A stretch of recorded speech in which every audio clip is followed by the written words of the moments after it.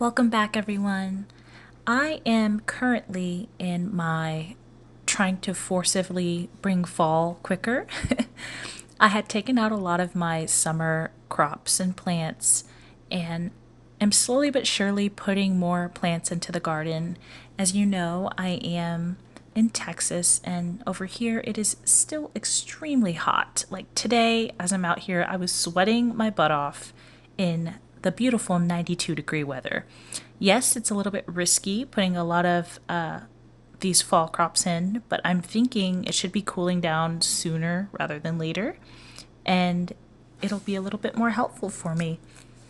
Here, I had found that I'm having trouble keeping the bees in my garden, which is resulting to a lot of my flowers not getting pollinated like they're supposed to. So I asked this man, and he said this is a great flower for bringing the wildlife, bringing the bees into the area.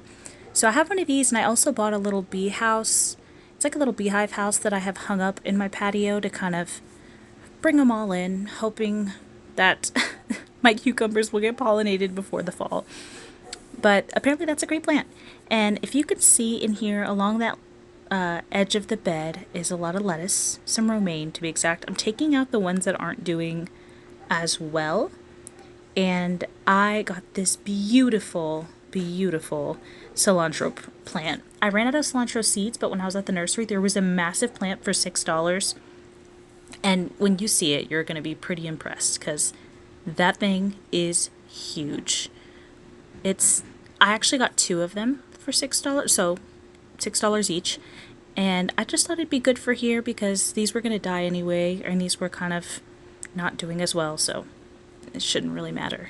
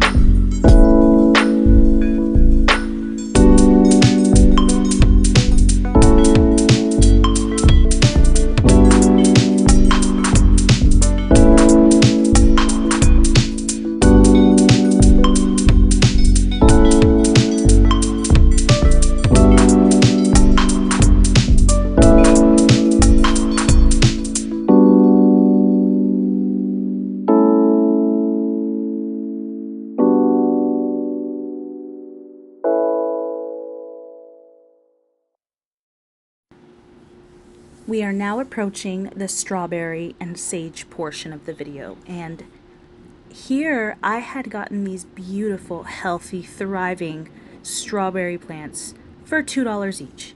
This nursery, let me tell you, this thing was amazing. All of their plants were very well taken care of, healthy, thriving. The leaves on these things are huge. And I did get some tips because last year my strawberries did not do good at all. Poor things died almost immediately. So they said for the strawberries not to hang in the dirt. If there's a way to keep them off the dirt so that they don't mold, that would be perfect. And if you keep them in the sun, so apparently they need lots of sun. Where they were at last time, they didn't have much sun, but now I have this green stalk that it sits in a pretty sunny spot, but half of it doesn't get sun, the other half does. I can turn it around, of course, but I decided to put a lot of my kale, my lettuce, my spinach, cilantro, and everything on the shadier side. And then I put the strawberries on the back end where all the sun is.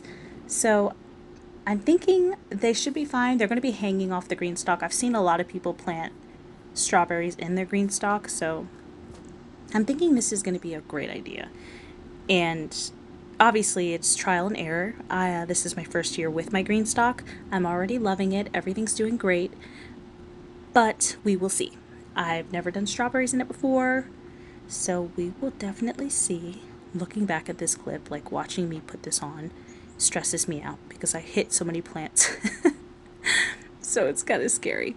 The top of it's a little interesting when it comes to putting it on because of the all the dirt and stuff. But it is pretty great. If you don't have one, and you have the means to get one, I think I got mine on sale. So mine was, I think, $114. That's with taxes and shipping and stuff.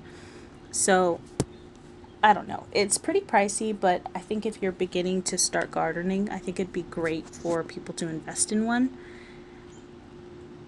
It's very convenient. And it's going to be easier in the winter, so I could just cover it with frost cover so that my plants don't die. Because I don't know what I'm going to do with my raised beds. I can easily put like some winter tarp over it, but not really too sure of what I'm planning on doing then.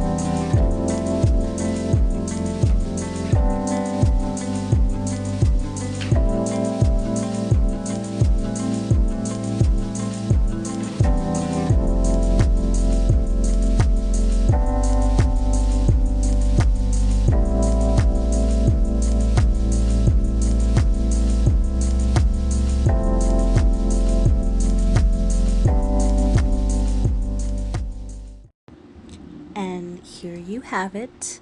My green stock, it's not completely filled yet, but it's filled enough of what I want so far. I left some empty spaces just in case I want to do something different or try something new, but everything seems to be doing very well. The strawberries, I hope they survive. I hope they do well. I'm going to go ahead and water this bad boy right after this and be sure that everything is well nourished. I have a lot of different crops and things, plants all over the patio and different things. I'm just honestly learning, definitely learning, and hoping to get better every year so I can prep myself for my own homestead.